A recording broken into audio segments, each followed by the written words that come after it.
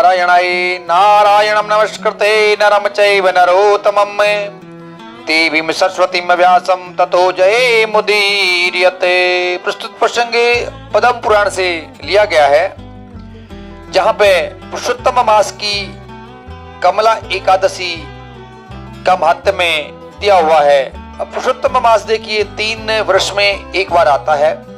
तो यहाँ पे युधिष्ठिर ने पूछा, हे भगवान, अब मैं विष्णु के व्रतों में उत्तम व्रत का, जो सब पापों को हर लेने वाला तथा व्रती मनुष्यों को मनोवांछित फल देने वाला हो, श्रवण करना चाहता हूँ, सुनना चाहता हूँ। जनार्दन, पुरुषोत्तम मास की एकादशी की कथा कहिए और उसका क्या फल है और उसमें किस देवता का पूजन किया जाता है। प्रभु, किस दान का क्या पुण्य है, मनुष्यों को क्या करना चाहिए, उस समय कैसे स्नान किया जाता है, किस मंत्र का जप होता है, कैसी पूजन विधि बताई गई है, पुरुषोत्तम मास में किस अन्न का भोजन उत्तम है। तो यहाँ पे भगवान श्री कृष्ण बोले, हे राजेंद्र, अधिक मास आने पर जो एकादशी होती है वह कमला नाम से प्रसिद्ध है। अधिक मास, तो ये देखिए श्रावण का महीना है, लेकिन श्रावण के महीने में ये अधिक मास है। ये थोड़ा सा लोगों को बड़ा संशय है कि हम श्रावण की एकादशी करें या अधिक मास की एकादशी। तो यहाँ पे अभी अधिक मास है तो अधिक मास की एकादशी, पुरुषोत्तम मास है तो पुरुषोत्तम मास की एकादशी का व्रत करना है और उसी की कथा सुननी है।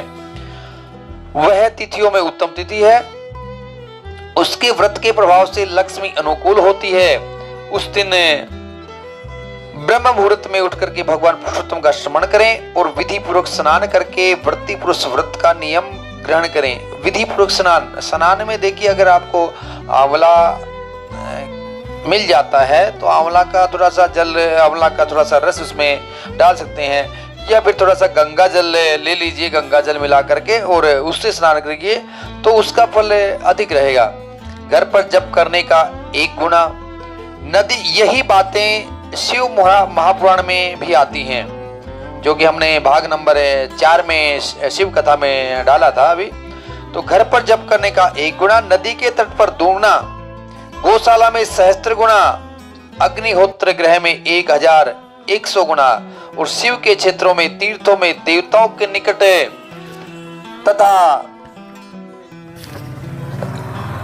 तुलसी के समीप 1,00,000 गुना और भगवान विष्णु के निकट अनंत गुना फल होता है। देखिए, बड़े ध्यान देने का, अगर आप किसी पूजा करते हैं, कोई जप करते हैं, यज्ञ अनुष्ठान करते हैं, तो वहां पे अगर तुलसी माता का सानिध्य है, भगवान विष्णु तो आप साक्षात जहाँ पे अनुष्ठान करेंगे तो वहां पे पंचदेवों में पूजन रहेगी, तो वहां पे विराजमान रहेंगे, शालिग्राम रहेंगे, भगवान विष्णु, लड्डू गोपाल, या जो भी राम अवतार, कृष्ण अवतार, जिस अवतार में आप पूजा कर रहे हैं, किसी अवतार में भगवान विष्णु रहेंगे। तो तुलसी को अगर उसका पास में है तो उसका 1,00,000 गुना फल बढ़ जाता है। तो उसके तो आप तुलसी के पास में बैठ करके पूजा करने की कोशिश करें, क्योंकि घर में सनातनी परिवारों में ज्यादातर तुलसी विद्यमान रहती हैं। और तुलसी कौन है? तो साक्षात लक्ष्मी जी भूलोक पे आई हुई हैं।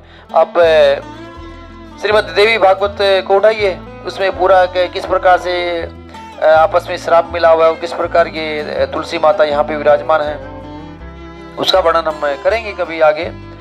अवंतीपुरी में शिव शर्मा नामक एक श्रेष्ठ ब्राह्मण रहते थे। उनके 5 पुत्र थे। इनमें जो सबसे छोटा था वह पापाचारी हो गया, इसलिए पिता तथा स्वजनों ने उसे त्याग दिया। उसके बुरे कर्मों के कारण निर्वासित होकर के वह बहुत दूर वन में चला गया और देवयोग से एक दिन वह तीर्थराज प्रयाग में जा पहुंचा। भूख से दुर्बल शरीर और 3 मुख लिए उसने त्रिवेणी में स्नान किया प्रयागराज में। फिर अक्षुधा से पीड़ित होकर के वह वहां मुनियों के आश्रम में खोजने लगा। इतने में उसे वहां हरिमित्र मुनि का उत्तम आश्रम दिखाई दिया और पुरुषोत्तम मास में वहां बहुत से मनुष्य एकत्रित हुए थे। पुरुषोत्तम का महीना था और वो आश्रम में पहुंच गया। आश्रम पर पाप नाशक कथा कहने वाले ब्राह्मणों के मुख से उसने श्रद्धा पूर्वक कमला एकादशी की महिमा सुनी। कमला एकादशी की महिमा, अधिक मास की एकादशी की महिमा सुनी, जो परम पुण्यमयी तथा भोग और मोक्ष देने वाली है। ये कथा बड़ी पुण्यमयी है और भोग और मोक्ष प्रदान करने वाली है। इसके श्रवण से हमारे पुण्य फलीभूत होंगे, पुण्यों की बढ़ोतरी होगी। आगे कहते हैं कि जय शर्मा ने विधि पूर्वक कमला एकादशी की कथा सुन करके उन सब के साथ मुनि की आश्रम पर ही व्रत कर लिया।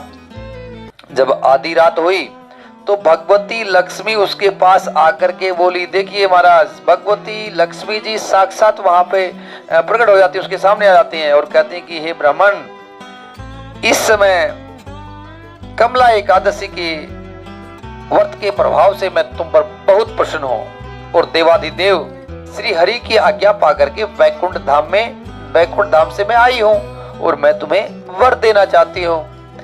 ब्राह्मण बोला, माता लक्ष्मी, यदि आप मुझ पर प्रसन्न हैं तो यह व्रत बतलाइए जिसकी कथा वार्ता में साधु ब्राह्मण सदा संलग्न रहते कि मुझे तो वो कौन सी कथा जो मैंने कथा सुनी है और ये साधु महात्मा कथा सुन रहे थे, मैं तो इस कथा का जो व्रत है उस व्रत को सुनना चाहता हूँ, वो मुझे बताइए। अभी माता लक्ष्मी ये बताती हैं कि हे ब्राह्मण, एकादशी व्रत का महात्म्य श्रोताओं के सुनने योग्य श्रोतम विषय है। हम एकादशी की कथा क्यों सुने? मैं बार बार प्रसंगों में वर्णन करता हूँ कि ये कथा मैं क्यों सुनूं, इस कथा सुनने से मुझे क्या फायदा होगा। सोशल मीडिया को छोड़ दीजिए महाराज, सोशल मीडिया एक साइड में है, आप ग्रंथों को उठा करके, ग्रंथों की किसी योग्य ब्राह्मण के मंदिर में कथा कर रहा है, कोई योग्य कथावाचक कथा कर रहा है, उस प्रसंग को सुन के तो देखिए। तो यहाँ पे लक्ष्मी माता कहती कि एकादशी व्रत का माध्यम श्रोताओं के सुनने योग्य स्रोत विषय है। यह पवित्र वस्तुओं में सबसे उत्तम है, इससे दुष्सोपन का नाश तथा पुण्य की प्राप्ति होती है, पुण्य उदित हो जाएंगे।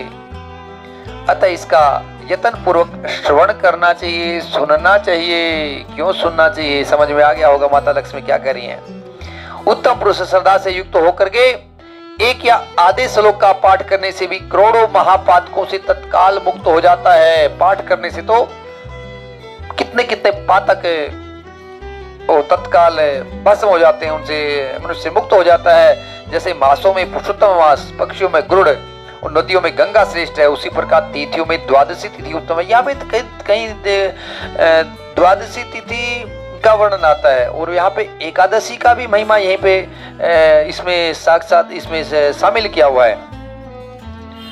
और समस्त देवता आज भी एकादशी व्रत के ही लोभ से भारतवर्ष में जन्म लेने की इच्छा रखते हैं। देवगण सदा ही रोग शोक से रहित भगवान नारायण का पूजन करते हैं।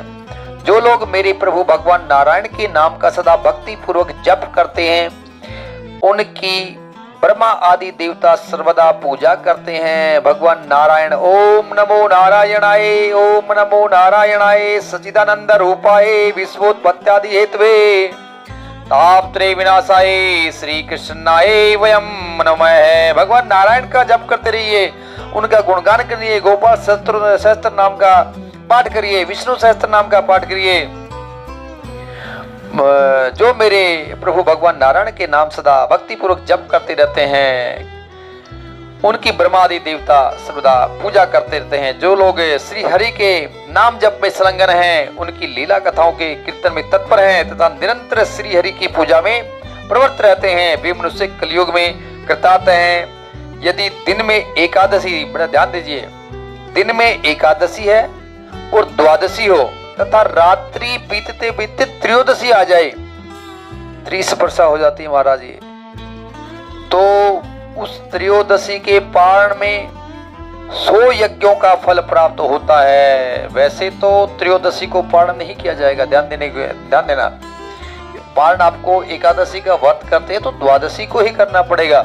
अगर द्वादशी को भी आपका कोई दूसरा व्रत है तो भगवान का चरणामृत लेकर के, गंगा जल लेकर के उस एकादशी का पान कर लीजिए और दूसरा अगर आपका व्रत है तो दूसरा व्रत वहां से आप शुरू कर सकते हैं, लेकिन उस समय त्रयोदशी को पारण नहीं होगा।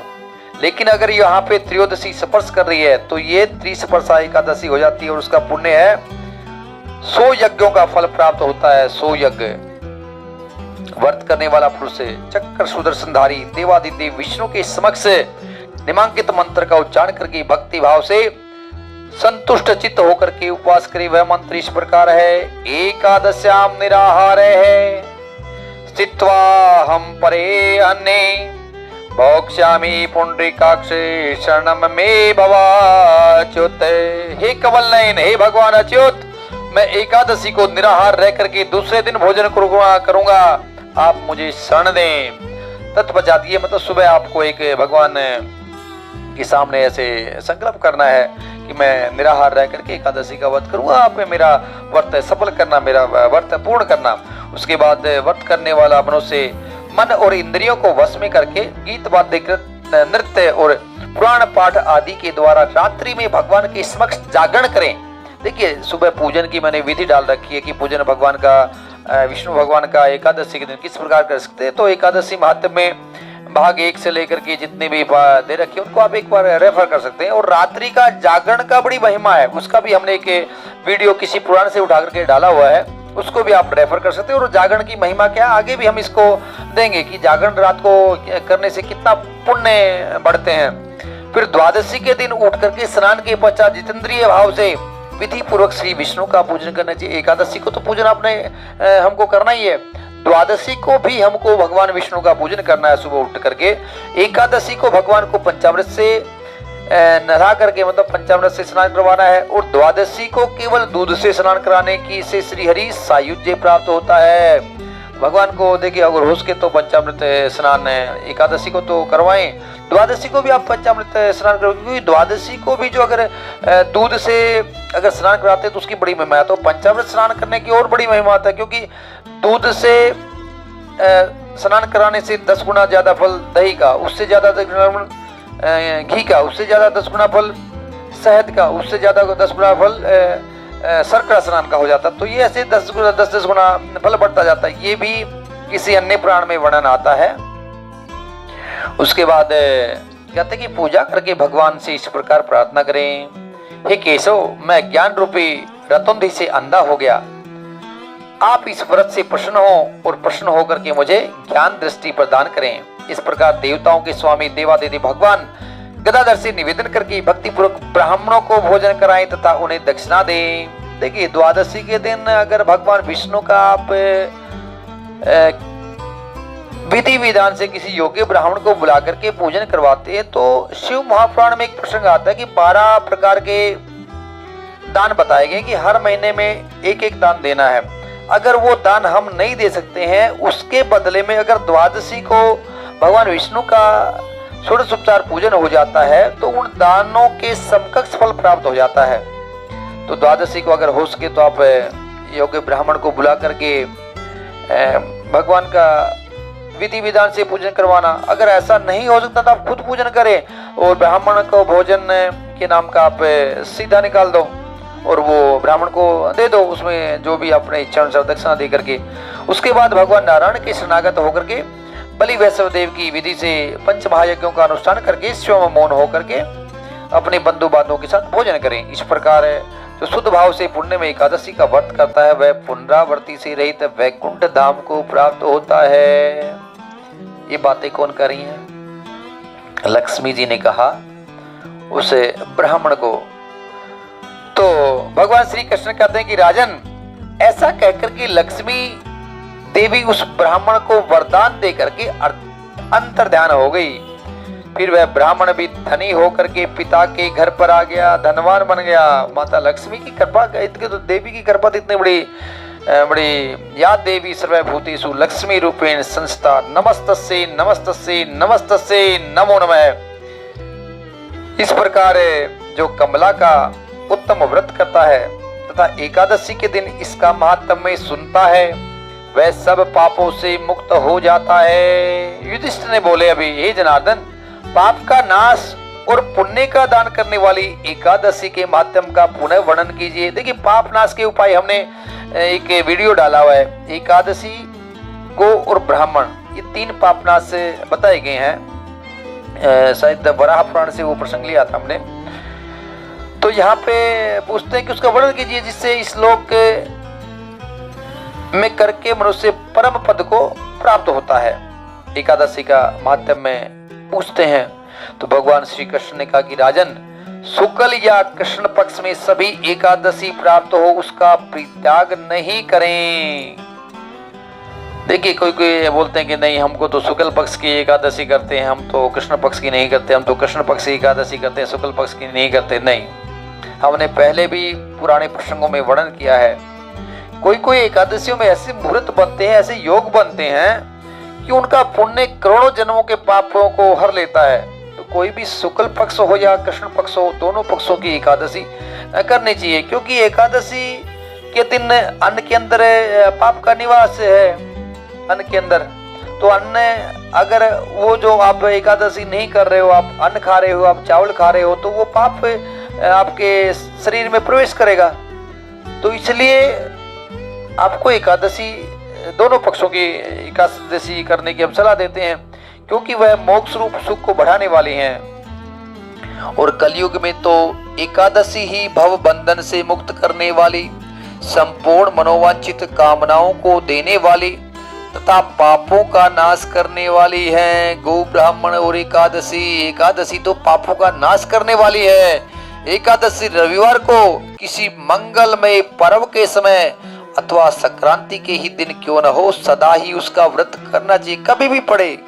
कोई इसमें वो नहीं देखना कि अभी हमको तो ये व्रत भी आ गए, इसमें बीच में कोई तकलीफ नहीं है, दोनों व्रत करो जो भी है। भगवान विष्णु के प्रिय भक्तों को एकादशी का त्याग कभी नहीं करना चाहिए। आप भगवान विष्णु को मानते हैं, हरि हर हर तो एक ही है। वैसे तो हरिहरात्मक स्तोत्र इससे कौन से महाभारत के जो हरिवंश पुराण में जो वर्णन आता है, हरिहरात्मक स्तोत्र को उठा के देखिए, उसको हरि और हर एक कैसे हैं, चांडिल्य मुनि कैसे उसको वर्णन करते हैं। भगवान विष्णु के प्रिय भक्तों को एकादशी का त्याग कभी नहीं करना चाहिए। जो शास्त्रोक्त विधि से इस लोक में एकादशी का व्रत करते हैं वे जीवन मुक्त देखे जाते हैं, इसमें तनिक भी संदेह नहीं है। अभी युधिष्ठिर ने पूछा कि श्री कृष्ण, हे कृष्ण, वे जीवन मुक्त कैसे हैं तथा विष्णु रूप कैसे होते हैं? मुझे इस विषय को जानने के लिए बड़ी उत्सुकता हो रही है। तो भगवान श्री कृष्ण बोले, राजन, जो कलयुग में भक्ति पूर्वक शास्त्रीय विधि के अनुसार निर्जल रह करके एकादशी का उत्तम व्रत करते हैं, वे विष्णु रूप तथा जीवन मुक्त क्यों नहीं हो सकते? वो तो जीवन मुक्त हो जाएंगे। एकादशी के समान सब पापों को हरने वाला तथा मनुष्यों को समस्त कामनाओं की पूर्ण करने वाला पवित्र व्रत दूसरा कोई है ही नहीं।